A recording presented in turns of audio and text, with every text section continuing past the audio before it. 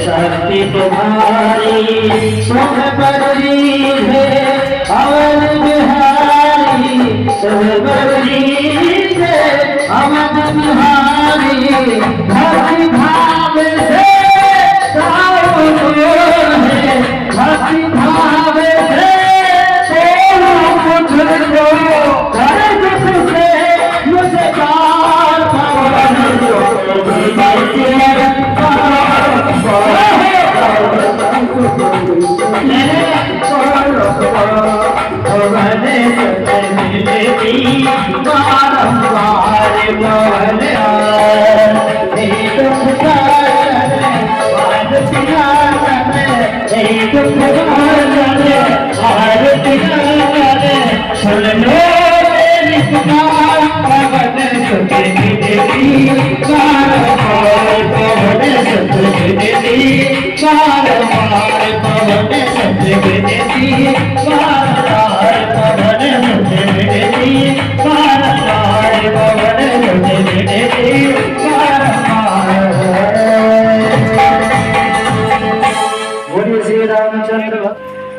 एक निगम रूपी वृक्ष का फल नीचे आया, वही भागवत है, वही हम सबको प्राप्त हो रही है। इसमें कहा गया है पिबत भागवतम रसमाल्यम। किसी ने कहा भैया भागवत तो सुनी जाती है कानों से, पी थोड़े ना जाती है, पी थोड़े ना सकते हैं भागवत को। बहुत सुंदर बात कही भैया, जिस चीज को हम सुनते हैं ना वो तो एक कान से सुनी दूसरे से निकल गई, लेकिन जिस चीज को हम पीते हैं, ग्रहण करते हैं अपने हृदय में, वो सीधी हृदय में चली जाती है। इसलिए भागवत को पीना कहा गया है। शौनकादिक ऋषि बैठे हुए हैं, सूत जी महाराज से उन्होंने भागवत के महात्म को, भागवत के महत्व को सुन लिया है। श्री सूत जी महाराज से शौनकादिक ऋषि 6 प्रकार के प्रश्न करते हैं। ये प्रश्न शायद हम सबके हैं महाराज। पहला प्रश्न करते हैं मानव के लिए परम धर्म क्या है। दूसरा प्रश्न करते हैं महाराज मंदिर में जब हम पूजा करने जाते हैं तो कौन से देवता श्रेष्ठ हैं, क्योंकि हमारे मन में बड़ी गलानी होती। कुछ मैयाएं हमारे पास आती है, मेरे पास, मुझसे पूछते दीदी कौन से देवता को पूजें। कोई कहता है भैया हनुमान जी सबसे अच्छे, कोई कहता है कन्हैया सबसे अच्छे, कोई कहता है राम जी सबसे बढ़िया हैं, कोई कहता है कि भैया माता रानी सबसे अच्छी है, इनकी पूजा करो। तो किसकी पूजा करें, ये दूसरा प्रश्न। तीसरा प्रश्न ये है महाराज भागवत में भगवान का नाम है अजन्मा, जो कभी जन्म नहीं लेता। यदि भगवान कभी जन्म नहीं लेते तो वो यशोदा के। ये तीसरा प्रश्न। चौथा प्रश्न हमारा ये है महाराज कि भगवान के अवतार कितने हैं। कोई कहता 10 अवतार हैं, कोई कहता 24 अवतार हैं, कोई कहता हरि अनंत, हरि कथा अनंता। इसलिए अवतार कितने हुए प्रभु के। पांचवा प्रश्न हमारा ये है महाराज कि वक्ता कैसा होना चाहिए। जो भागवत कथा करता है वक्ता, वो कैसा होना चाहिए। छठवां प्रश्न हमारा ये है महाराज जब भगवान अपने धाम के लिए गए, भगवान ने जब अवतार लिया तो भगवान ने कहा कि मैं धर्म की स्थापना के लिए इस पृथ्वी पर अवतार लेता हूं। लेकिन जब भगवान इस पृथ्वी को छोड़ के गए होंगे फिर धर्म किसकी शरण में गया होगा। ये 6 प्रकार के प्रश्न किए। कृपया इन प्रश्नों के उत्तर हमें दीजिए। सूत जी महाराज कहते हैं कि मैं आपके इन प्रश्नों का उत्तर दूंगा, उससे पहले मैं सुखदेव जी महाराज के बारे में आपको बताना चाहता हूँ। सुखदेव जी महाराज का अवतार कैसे हुआ, कैसे भागवत इस पृथ्वी पर आई। तो सुखदेव जी महाराज को प्रणाम करते हैं सूत जी महाराज और कहते हैं कि प्रभु राधा रानी की गोद में सुखदेव जी महाराज खेलते हैं।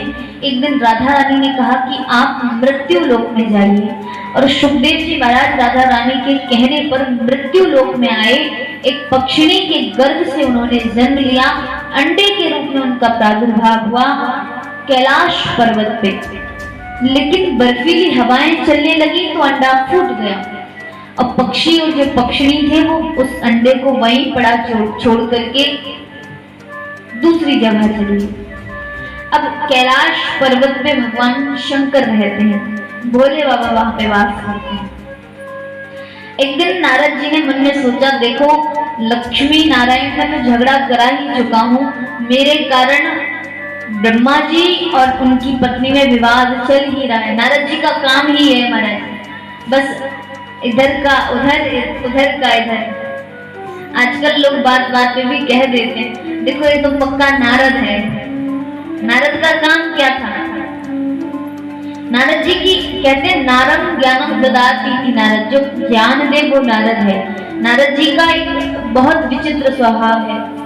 जिस घर में रोज लड़ाई झगड़े होते हो, यदि उस घर में नारद जी चले जाए ना तो उस घर में हमेशा हमेशा के लिए झगड़ा समाप्त हो जाता है। और जिस घर में इतनी सुख शांति हो, बिल्कुल लड़ाई नहीं होती हो, बिल्कुल झगड़ा नहीं होता हो, यदि नारद जी वहां चले जाएं तो महाराज वहां झगड़ा शुरू हो जाता है। ये नारद जी की सबसे बड़ी विशेषता है। तो नारद जी ने मन में सोचा, भगवान शंकर की पत्नी में कभी झगड़ा नहीं हुआ, आज उनके यहाँ चलते हैं। नारद जी सीधे कैलाश पर्वत पे चले गए। भोलेनाथ तो गुफा में बैठ करके भजन कर रहे थे, मैया बैठी थी अकेली। तो नारद जी पहुंच गए, मैया से बोले, मैया प्रणाम किया। मैया बोली, आओ नारद जी, आजकल तो आप दिखाई देते नहीं हो, कहाँ रहते हो आजकल, बहुत दिन हो गए आपको देखे। तो नारद जी कहते, मैया मैं कहीं नहीं आता जाता, मैंने सब जगह से आना जाना बंद कर दिया। मैया बोली, क्यों आना जाना बंद कर दिया? तो नारद जी कहते, मैया ये संसार के जो लोग हैं ये मैया बड़ा बनावटी प्रेम करते हैं। सुर नर मुनि सब की है रीति, स्वार्थ लाभ करें सब प्रीति। अरे मैया जो भी जिससे प्रेम करता है वो स्वार्थ के लिए करता है, कोई सच्चा प्रेम नहीं करता, इसलिए मैंने तो सब जगह से आना जाना बंद कर दिया। अब मैया बोली कि देखो नारद जी, दुनिया वालों की तो हमें पता नहीं, पर हम तो अपनी बात कहते हैं, हम दोनों में तो बड़ा प्रेम है, और प्रेम भी सच्चा वाला है, स्वार्थ का प्रेम नहीं है। मैया बोली, मेरे पति तो इतना प्रेम करते हैं मुझसे कि जो गुरु ने कान में मंत्र दिया था, शास्त्र कहते हैं जो गुरु के द्वारा मंत्र मिलता है वो कभी किसी को बताना नहीं चाहिए। आप भी इस बात को ध्यान रखिएगा, कभी अपने गुरु मंत्र को किसी को मत बताइए। मैया पार्वती कहती है कि मेरे पति तो इतने अच्छे हैं, जो भोलेनाथ को गुरु मंत्र मिला था कान में, वो सबसे पहले आकर के मुझे ही बताया कि गुरुजी ने हमें ये मंत्र दिया है, इतना प्रेम करते हैं मुझसे। तो नारद जी बोले, मैया अच्छा इतना प्रेम करते हैं, भगवान करे आपका प्रेम बढ़ता ही रहे। तो मैया आपको एक बात जरूर बताई होगी। मैया बोली, कौन सी बात? तो नारद जी कहते, मैया जो प्रभु अपने गले में मुंडों की माला पहनते हैं, उस मुंडों की माला में किसके मुंड हैं, ये कभी आपको बताया? अब मैया मन में सोचने लगी, देखो देखो नारद प्रेम तो बहुत करते हैं, पर मुंडों की माला में किसके मुंड लगे ये मुझे तो कभी नहीं बताया। नारद जी बोले, तो फिर क्या कैसा प्रेम करते हैं आपसे बताओ? अरे 24 घंटे जिस माला को पहन के रखते हैं, उस मुंडों की माला में किसके मुंड है? अपनी पत्नी धर्म पत्नी, आपको नहीं बताया। भैया भैया आप जानो, आपका काम जाने, हमें तो आपसे कोई मतलब नहीं। नारद जी ने सोचा इतना ही काफी है, और वहां से निकल गए। जाते जाते गुफा में बाबा को प्रणाम किया, भोलेनाथ को, बाबा जल्दी पधारना, आज तो मैया थोड़ी क्रोध में दिख रही हैं।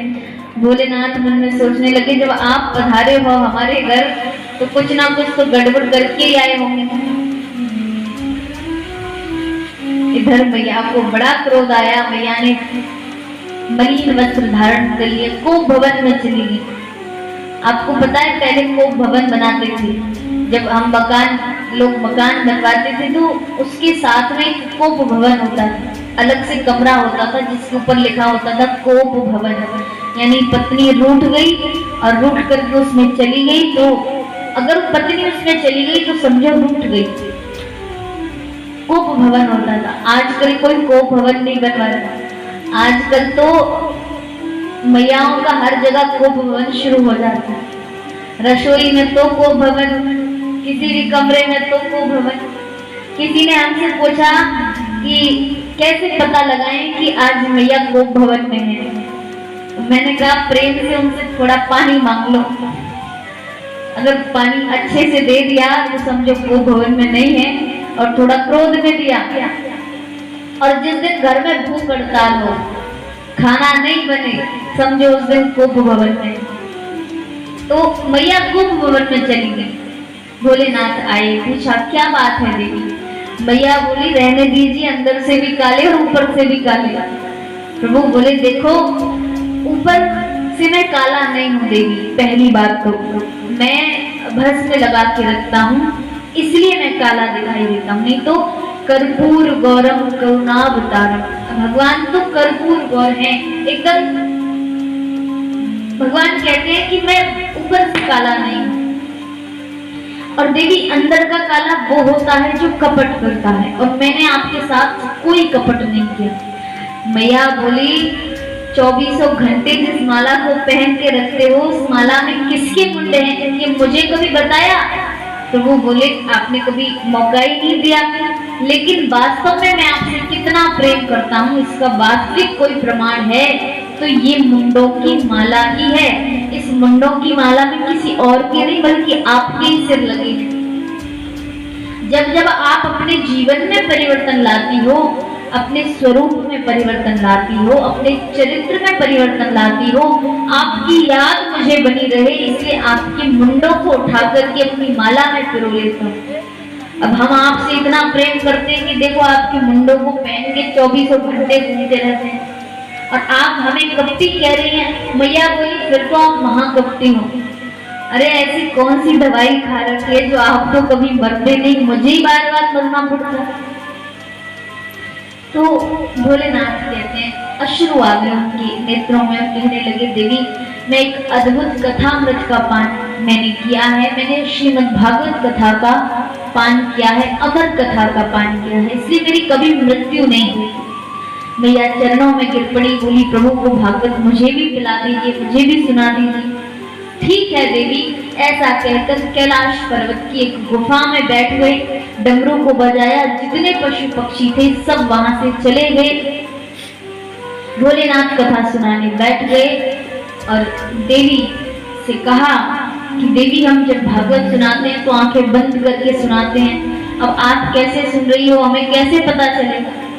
तो मैया कहती हैं कि प्रभु आप भागवत सुनाइए, मैं बीच में हाँ जी बोलती रहूंगी, जैसे हम कुछ सुनते हैं तो हम हाँ करते हैं, हाँ जी करते हैं, तो इसका मतलब सामने वाले को पता चल जाता है कि सुन रहे हैं। तो एक फूटा हुआ अंडा पड़ा है। पहले दिन की कथा हुई, अंडा साबुत हो गया। दूसरे दिन की कथा हुई, अंडा फूट गया और उसमें से छोटा सा पक्षी निकला, एक तोते का बच्चा निकला। तीसरे दिन की कथा वो बालक सुनने लगा। चौथे दिन की कथा, आहा कितनी सुंदर कथा है, रसगुल्ले की कथा, बड़ी सुंदर कथा को सुनने लगा। पांचवें दिन की कथा जैसे ही प्रारंभ हुई, प्रभु सुना रहे हैं कि देखो देवी भगवान कृष्ण को मारने के लिए पूतना आई है। अब इस बात को सुनते सुनते मैया को नींद ने घेर लिया। 5 दिन से लगातार सुन रही थी, अब मैया को नींद आ गई। और जैसे नींद आई तो महाराज हाँ जी बंद हो गया। अब कैसे करें? अब पक्षी ने सोचा कि कथा विश्राम ना ले ले, इसलिए पक्षी ने मैया जैसे स्वर में हाँ जी कहना प्रारंभ कर दिया। 7 दिन की कथा जैसे हुई, जैसे ही जोर से जयकारा लगा, बोली बाके बिहारी लाल की जयकारा लगा। जैसे ही जयकारा लगा माताओं, मैया की नींद खुली। मैया बोली महाराज वो पूतना आई थी, फिर क्या हुआ? भोलेनाथ बोले पूतना आई और चली गई, तुम कहाँ थी? मैया बोली मैं सो गई थी। तो फिर हाँ जी कौन बोल रहा था? देखा पीछे एक तोते का बालक सुन रहा है। प्रभु से मारने दौड़े। उसे मारने क्यों दौड़े? प्रभु कहते हैं कि इसने भागवत सुनी, इसमें मुझे कोई आपत्ति नहीं है, लेकिन बिना विधान के सुनी। भागवत कभी भी व्यास मंच के पीछे बैठ के नहीं सुननी चाहिए। तो प्रभु कहते मानो इसने ब्रह्म विद्या की चोरी की है और ऐसे व्यक्ति को, ऐसे जीव को जीने का कोई अधिकार नहीं है। मारने दौड़े वो पक्षी उड़ता हुआ श्री वेदव्यास जी की कुटिया के पास आता है और वहां पर वेदव्यास की पत्नी विटका देवी बैठी हुई थी। उन्होंने उनको जैसी उबासी आई, उबासी के साथ में वो छोटा सा शुक उड़ी गर्भ में प्रवेश किया। 12 वर्षों तक गर्भ में रहे श्री सुखदेव जी महाराज 12 वर्षों के बाद बाहर आए और आकर के सीधे वन में जाने लगे। वेदव्यास जी ने रोकने का प्रयास किया लेकिन सुखदेव जी महाराज नहीं रुके और महाराज वेदव्यास जी वापस आते हैं, समाधि लगाते हैं। जैसे ही समाधि लगाई तो उनकी समाधि में, उनके चिंतन में पूरी दुनिया घूमने लगी। उन्होंने देखा कि दुनिया में केवल हंसना, नाचना, गाना, खाना, पीना, सोना, बस यही हो रहा है। तो उनके मन में बड़ी चिंता हुई। तो उन्होंने क्या किया, वेद के 4 भाग किए। जो पहले एक नारद जी ने कहा व्यास जी आप